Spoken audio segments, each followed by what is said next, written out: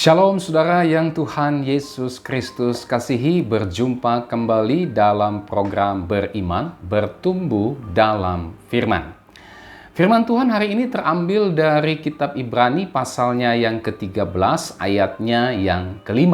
Demikian firman Tuhan.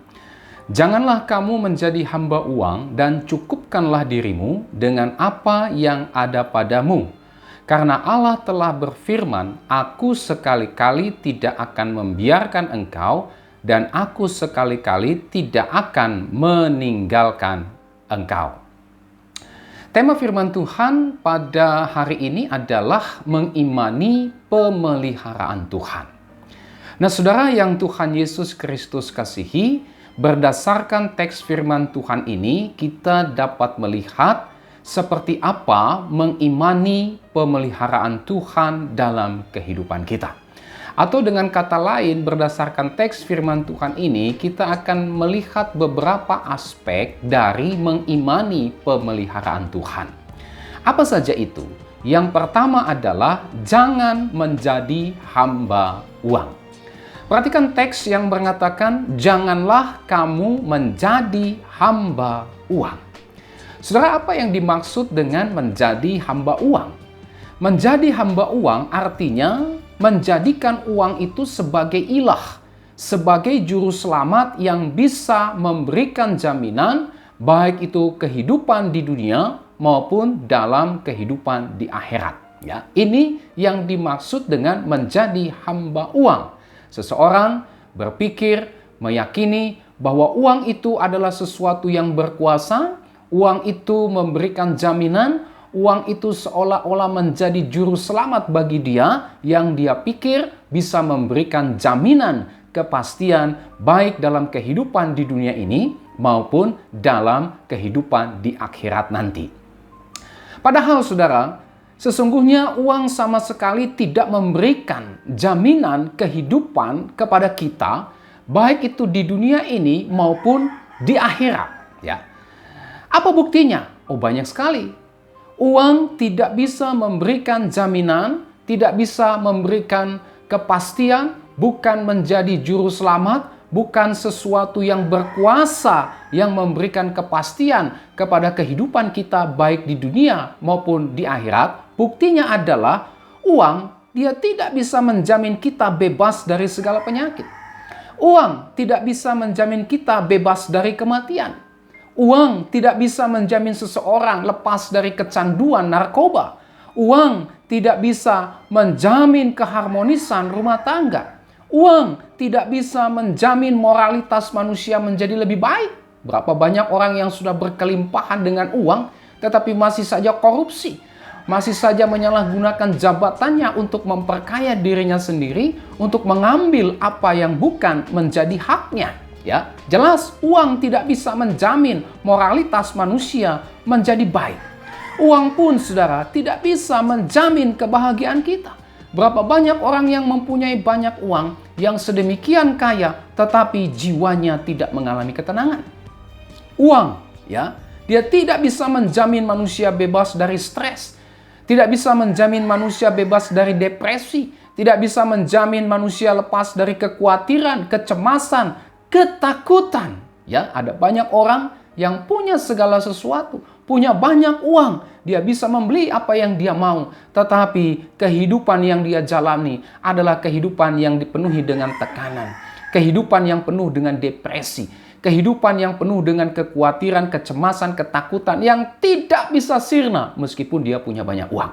Tidak sedikit ada banyak tokoh yang kita mungkin pernah dengar, dia punya segala sesuatu, mengakhiri dirinya dengan bunuh diri. Kenapa? Depresi, stres, khawatir, cemas, dan ketakutan. Uang tidak bisa membelikan apapun bagi manusia, tidak bisa menjamin manusia lepas dari itu semua. Apalagi, uang tidak bisa menjamin seseorang untuk hidup di akhirat nanti. Saudara, uang tidak bisa menjamin kita bebas dari api neraka. Uang pun juga tidak bisa menjamin kita masuk ke dalam kerajaan sorga. Nah, saudara yang Tuhan Yesus Kristus kasihi, itulah sebabnya Allah menyebut orang yang menjadi hamba uang itu sebagai orang yang bodoh. Kenapa? Karena menggantungkan hidupnya kepada uang. menggantungkan hidupnya ke kekayaan, padahal sesungguhnya uang kekayaan itu tidak bisa memberikan jaminan kepastian baik untuk kehidupan dia di dunia ini maupun kehidupan dia di akhirat atau di dalam kekekalan nanti. Uang tidak bisa membeli kebahagiaan, uang tidak bisa membebaskan manusia dari berbagai macam tekanan, persoalan yang menghimpit jiwanya, saudara. Bahkan uang tidak bisa membebaskan orang dari api neraka. Uang pun juga tidak bisa menjamin seseorang untuk masuk ke dalam sorga. Itu sebabnya Allah menyebut orang yang menjadi hamba uang sebagai orang yang bodoh. Allah menyebut orang yang mencintai uang, mencintai kekayaan sebagai orang bodoh karena menggantungkan hidupnya kepada sesuatu yang tidak pasti. Padahal sesungguhnya hidupnya itu bergantung kepada Allah. Saudara bisa baca itu dalam Lukas 12 ayat 13 sampai dengan ayatnya yang ke-21. Rasul Paulus juga saudara memberikan peringatan bahwa akar segala kejahatan adalah cinta uang, cinta kekayaan. Karena seseorang menjadi hamba uang, dia pada akhirnya saudara tidak lagi sungkan-sungkan untuk menyangkal Allah atau menyangkal imannya. Berapa banyak orang yang hanya gara-gara cinta uang, cinta kekayaan, dia menjual imannya.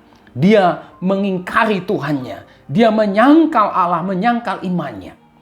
Karena menjadi hamba uang, manusia mengalami penderitaan yang menyiksa hidupnya. Karena menjadi hamba uang, manusia jatuh ke dalam berbagai pencobaan, berbagai hawa nafsu yang hampa dan mencelakakan, dan pada akhirnya mereka tenggelam dalam keruntuhan dan kebinasaan. Ini dicatat oleh Rasul Paulus di dalam 1 Timotius 6 ayat 9 sampai dengan ayatnya yang ke-10.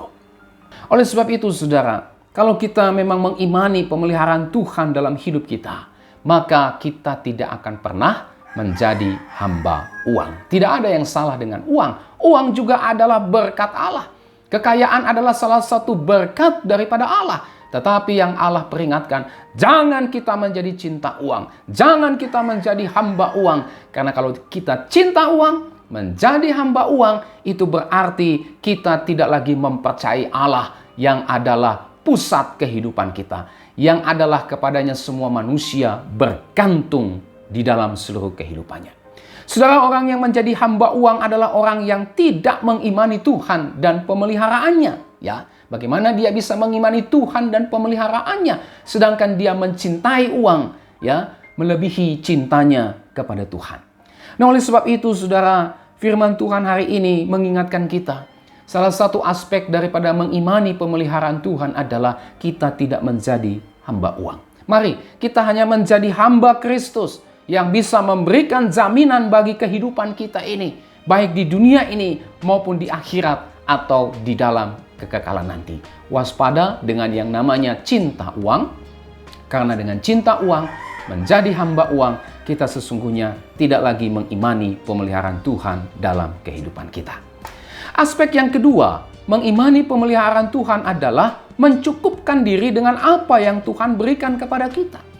Perhatikan kalimat dalam ayat ini, cukupkanlah dirimu dengan apa yang ada padamu. Cukupkanlah dirimu dengan apa yang ada padamu, bukan dengan apa yang tidak ada padamu. Ya, Allah ingin mengajar kita untuk belajar mencukupkan diri dengan apa yang ada pada kita. Ya, ini bisa dikatakan juga merupakan prinsip keugaharian. Hidup sederhana, hidup mencukupkan diri, ya, menjauhi segala praktek hedonisme, kehidupan yang berfoya-foya, bersenang-senang, menjauhi praktek konsumerisme, ya, membelanjakan uang dengan sembarangan hanya untuk memuaskan keinginan yang sebenarnya tidak pernah bisa terpuaskan, ya. Ini prinsip yang kedua, mencukupkan diri dengan apa yang Tuhan berikan kepada kita. Artinya apa, saudara? Artinya kita menikmati, kita mensyukuri apa yang Tuhan berikan kepada kita. Jangan kita bersungut-sungut dengan apa yang Tuhan berikan kepada kita. Jangan kita membandingkan diri kita dengan orang-orang yang ada di sekitar kita. Kalau kita mengimani pemeliharaan Tuhan dalam kehidupan kita, maka kita akan belajar untuk mencukupkan diri dengan apa yang Tuhan karuniakan, dengan apa yang Tuhan berikan kepada kita. Tetapi saudara, kalau Tuhan memberikan berkat lebih dalam kehidupan kita, Jangan lupa untuk berbagi dengan orang-orang yang membutuhkan. Jangan lupa juga untuk mendukung pekerjaan Tuhan. Ingat, Tuhan memberikan kita berkat. Salah satu tujuannya adalah supaya kita juga dipakai Tuhan untuk menjadi saluran berkat bagi sesama kita. Yang ketiga, saudara, bagaimana kita mengimani pemeliharaan Tuhan dalam kehidupan kita? Itulah kita mengimani janji pemeliharaan Tuhan dalam kehidupan kita. Perhatikan bagian firman Tuhan ini. Karena Allah telah berfirman, aku sekali-kali tidak akan membiarkan engkau, dan aku sekali-kali tidak akan meninggalkan engkau. Saudara, ini janji Tuhan bagi kita yang beriman, bagi kita yang percaya kepada Dia. Tuhan berjanji akan memelihara hidup kita, dan janji Tuhan tidak pernah ingkar. Dia berjanji untuk memelihara kehidupan kita. Dia tahu persis apa yang kita butuhkan melebihi dari apa yang kita tahu. Dia tahu persis apa yang kita butuhkan. Dan Dia pasti akan memenuhi. Dia pasti akan mencukupkan seluruh apa yang menjadi kebutuhan hidup kita setiap hari. Nah, oleh sebab itu, saudara, mari kita mengimani janji pemeliharaan Tuhan dalam hidup kita. Sebagai bentuk bahwa kita mengimani pemeliharaan Tuhan dalam kehidupan kita. Bacalah Alkitab saudara setiap hari. Karena di situ kita bisa menemukan janji Tuhan yang terus-menerus menguatkan kita. Untuk kita tetap mempercayai Dia di dalam seluruh kehidupan kita. Untuk kita tetap menggantungkan kehidupan kita kepada pemeliharaan Tuhan yang ajaib. Mari kita mengimani janji pemeliharaan Tuhan dalam kehidupan kita. Percayalah, Tuhan tidak akan membiarkan kita. Percayalah, Tuhan tidak akan meninggalkan saudara. Apapun yang menjadi pergumulan saudara saat ini, mari datang kepada Tuhan. Berdoalah kepada Tuhan. Memohonlah pertolongan yang daripada Tuhan. Sampaikan apa yang menjadi kebutuhan saudara hari ini. Saya percaya Tuhan pasti akan menjawab, mencukupkan seluruh kebutuhan kita. Kenapa? Karena janjinya berkata, aku sekali-kali tidak akan meninggalkan engkau, dan aku sekali-kali tidak akan membiarkan engkau. Kiranya firman Tuhan ini menjadi berkat bagi kita pada hari ini. Sampai kita berjumpa kembali. Tuhan Yesus memberkati saudara dan shalom.